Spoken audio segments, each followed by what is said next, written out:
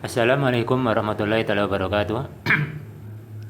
Alhamdulillahirabbil alamin wassalatu wassalamu ala asyrafil anbiya'i wal mursalin wa ala sahbihi wa barik wa sallim ajmain. Amma ba'd. Teman-teman saudara-saudariku yang beriman dimanapun berada, kembali di kesempatan pada malam hari ini saya menyapa teman-teman sekalian dan mendoakan kiranya mudah-mudahan hingga pada kesempatan malam hari ini kita semua teman-teman sekalian masih diberikan oleh Allah Subhanahu wa taala kesehatan, kenikmatan iman, kenikmatan Islam, dan kenikmatan ihsan tentunya.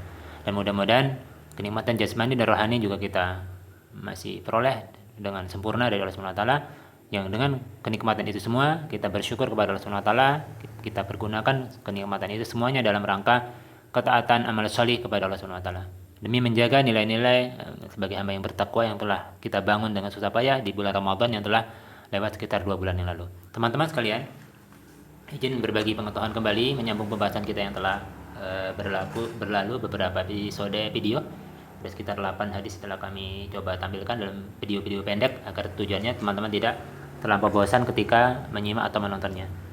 Masih di seputar bekal Nabi bagi para penuntut ilmu, kita telah melewati bagian yang pertama yaitu keutamaan menuntut ilmu. Ada 7 hadis. Kita telah memasuki satu buah hadis yaitu di cara menuntut ilmu pengetahuan yang benar berdasarkan bimbingan Rasulullah SAW. Bagian yang kedua pada cara menuntut ilmu ini yaitu hadis yang ke-9 terkait mencari guru yang siqah. Imam Muslim rahimahullah menukil hadis Rasulullah SAW yang diriwayatkan oleh Abu Hurairah radhiyallahu anhu. Beliau bernyatakan, Abu Hurairah berkata, Ani Rasulullah SAW annahu qala, sayakunu fi akhiri ummati unasun yuhaddisunakum ma lam tasma'u antum wala aba'ukum fa iyyakum wa iyyahum. Rawahul Muslim. Dari Rasulullah SAW berkata, dia mendengar Rasulullah SAW bersabda, akan ada nanti di akhir masa umatku orang-orang yang menyampaikan berbagai hal yang tidak pernah kalian dengar sebelumnya. Tidak pula pernah didengarkan oleh nenek moyang kalian. Waspadalah kalian terhadap mereka.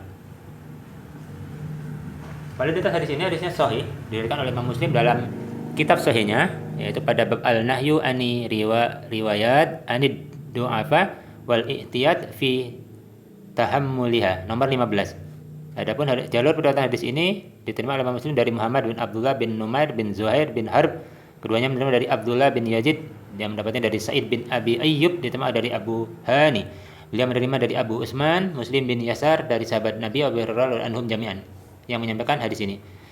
Kandungan daripada makna hadis ini adalah hadis ini menegaskan pesan bahwa menuntut ilmu seharusnya haruslah selektif memilih guru. Para penuntut ilmu haruslah selektif dalam memilih guru, khususnya di akhir masa saat muncul para pengajar agama yang tidak memiliki latar belakang keilmuan yang jelas. Ya, belajarnya ilmu pendidikan biasa tapi menjelaskan tafsir Al-Quran, jadinya ngawur. Maka kita harus waspada dengan yang demikian. Atau bahkan ahli agama yang justru menyesatkan umat. Imam Muslim menyempatkan hadis ini dalam bab yang cukup menarik, yang artinya larangan mengambil riwayat belajar pada orang-orang yang lemah ilmu dan waspada dalam merujukannya. Bukan lemah masalah titel pendidikan, tapi masalah lebih kepada ilmu agama. Penamaan bab ini begitu kuat mengesankan bahwa orang-orang yang lemah ilmu saja tidak dapat menjadi rujukan, apalagi dengan yang miskin pengetahuan. Penting dicatat bahwasanya para ustadz yang tidak memahami satu materi sekalipun pakar di bidang lain tidak dapat dijadikan rujukan atau menjadi rujukan dalam hal yang tidak dikuasainya. Imam Muslim yang juga menukil riwayat dari Muhammad bin Sirin yang memberikan nasihat sebagai berikut. Yang artinya sesungguhnya pengetahuan ini termasuk pokok agama, maka telitilah dari siapa kalian mengambilnya. Rawahul Muslim.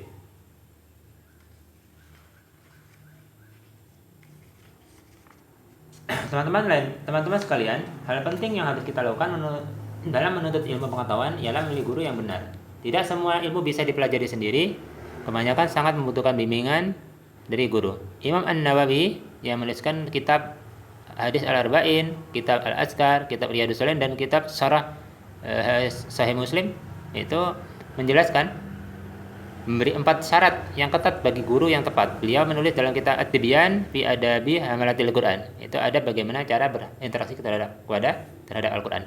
Tidaklah perkataannya sebagai berikut. Tidaklah penuntut ilmu belajar kecuali dari seorang guru yang sempurna keahliannya, baik agamanya, mendalam pemahamannya, serta mulia pekertinya. Demikian uraian beliau. Kalimat singkat dengan kandungan makna yang sangat padat. Kriteria pertama berupa sempurna keahlian, menunjuk kepada spesialisasi ilmu. Bila Anda ingin belajar tafsir, maka carilah guru spesialis di bidangnya. Tidak mungkin Anda belajar tafsir dengan benar kepada orang-orang yang tidak memahaminya. Maka bertanyalah pada orang-orang yang ingat fakar jika engkau tidak mengerti. Demikian penegasan Al-Quran dalam surah An-Nahl ayat ke-43 itu. Adapun kedua berupa ketaatan spiritual yang menjadi penting ditimbang karena Al-Quran menegaskannya. Simaklah penegasan Allah sebagai berikut. Bismillahirrahmanirrahim. Atamuruna an-nasa bil birri wa tansawna anfusakum wa antum tasluna al-kitab afala ta'qilun. Yang artinya, apakah engkau memerintahkan manusia dalam kebaikan sementara engkau lupa diri sendiri? Lantas di mana akalmu? Sangat halus sekali penyindiran dari Allah SWT. Orang yang tidak memikirkan dirinya sendiri tapi dia mengajak orang lain pada kebaikan maka disindir seperti orang yang tidak memiliki akal. Maka Allah menyindir dengan kalimat yang halus. Di mana akalmu? Di mana akal kalian? Bila seorang guru hampa amal saja dikecam oleh Al-Quran, maka bagaimana kita yang dapat mengambil manfaat darinya? Hal ketiga yang tidak kalah penting ialah dalam pemahaman. Dalamnya pemahaman seorang guru sangat menentukan kualitas muridnya di kemudian hari. Inilah kiranya yang sangat diperlukan kekinian. Pemahaman yang sangat dalam, yang dalam akan sangat membantu dalam memudahkan proses belajar, sekaligus melahirkan pemahaman yang benar. Karena itu sangat penting memilih guru, memiliki kedalaman ilmu, memilih guru yang memiliki kedalaman ilmu dan luas wawasannya. Bila Imam Bukhari rahimahullah menulis kitab sahihnya, Sahih Al-Bukhari dalam waktu 16 tahun, maka bagaimana Anda bisa menjadi pakar dalam 16 hari? Kadang baru ikut kajian 3 hari, 5 hari sudah bisa menyesatkan saudara sesama muslimnya, padahal ilmunya belum meresap ke dalam hati. Keimanannya baru sebatas selisan, maka hindarilah hal yang demikian. Jika ada majelis atau guru yang mengajarkan pada sesuatu yang menyebabkan pada perpecahan atau cacian, maka hindari guru-guru yang seperti itu.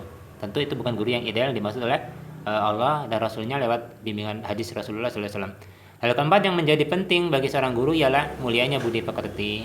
Ini pun begitu menentukan keberkahan ilmu yang akan dipelajari oleh muridnya. Seringkali guru yang pintar justru menjadi perbincangan, bahkan gunjingan karena buruknya perilaku. Bukan ilmu yang muridnya serap, namun aib yang terus melekat. Na'udzubillah min dzalik. Teman-teman sekalian, itu saja yang bisa saya sampaikan pada kesempatan malam hari ini.